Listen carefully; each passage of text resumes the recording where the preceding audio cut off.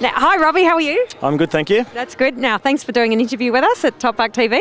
You're welcome. Last time we spoke to you, or one of the other times we've spoken to you, you were telling us about some of your fashion tips with cycling or etiquette. You told us that you should never leave your gloves on the table at the coffee shop. Especially now that I own a coffee shop, you definitely shouldn't. Oh, right. What coffee shop is that? Piccolo Espresso at Miami on the Gold Coast in Queensland. There you go. Oh, very good. You also told us that if you're going to do a snot, you must move aside and don't do it with...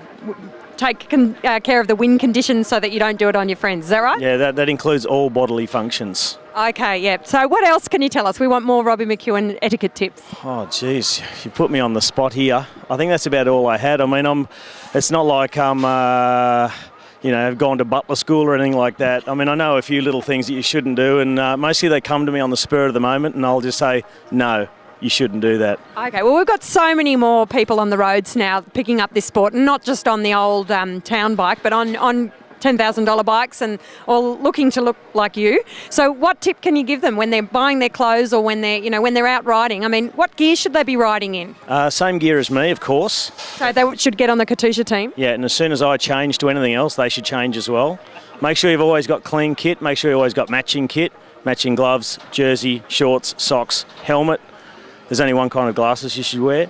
But for people who just started riding, I think an important thing, like especially down here in Victoria, who doesn't ride on Beach Road, if you see a rider going along, don't just tack onto the back of them, because it's like if someone's walking through a supermarket and another person comes right up behind and follows right in their footsteps. You just don't do it. So you don't do it on the bike either. Just ride your own training. Oh, okay. And should you go up and say, if you do find someone that you can't help being at their same pace, should you go up and speak to them and say, look, mate, do you mind if I sit in? If you're feeling especially lonely and you'd like to ride next to someone, go up next to them, ask them if they mind. Even if they say, oh, no, it's all right, that means I'd rather be alone.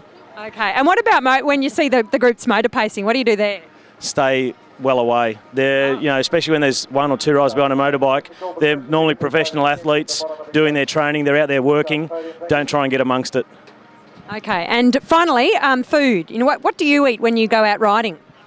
When I go training, I tend to just stick to the normal stuff. I don't take any special bars or gels. What's normal stuff? Pastries, stuff from the bakery. Stuff from the Piccolo Cafe? Well, my personal favourite is on our long ride on the Gold Coast through the mountains. We stop in a little tiny town up the back of a valley called Chillingham, and I eat a choc-coated frozen banana. So nutritious.